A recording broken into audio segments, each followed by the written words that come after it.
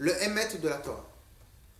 Pour connaître le émettre de la Torah, il faudrait que j'arrive à sortir de ma bouche, ou sortir des halachot, que n'importe quelle personne se représente ou se fond ou est d'accord dans sa logique avec moi. Mais si maintenant les halachot que je donne, c'est des halachot qui sont faits que pour une élite, je ne suis pas représentatif, ni du peuple, ni le peuple va se voir en moi, ni moi je vais me voir dans le peuple, ni moi ma Torah ne pourra rentrer dans le peuple. Alors que si maintenant j'ai 30 rabbanim, les 30 rabbanim ils sont d'accord avec moi, mais eux c'est une vraie panel de la société. Lorsque les 30 rabbanim ils vont être d'accord avec moi, c'est qu'en vérité j'ai représenté un 30e de la société. Le deuxième rave, il est d'accord avec moi, cela veut dire que le deuxième rave qui représente un autre panel de la société est aussi d'accord avec ma manière de réfléchir, et ainsi de suite. Cela veut dire que j'ai réussi à trouver une phrase qui transcende toutes les couches de la société.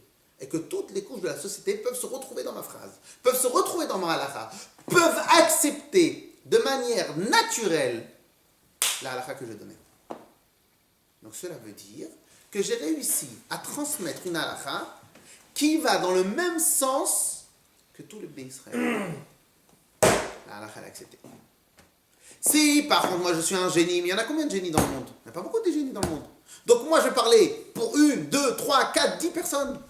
Mais la Torah n'a pas été donnée aux anges. La Torah, elle a été donnée aux hommes. La Torah, il faut qu'elle se rentre dans la plus simple des hommes, comme le plus grand des hommes.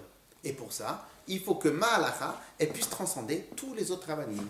Si ma halakha, elle transcende chaque rave, il se sent bien avec cette halakha-là, c'est que j'ai réussi à dire la phrase ou le mot qui peut et qui a la force de toucher chacun. Et ça, c'est la svara du Rov.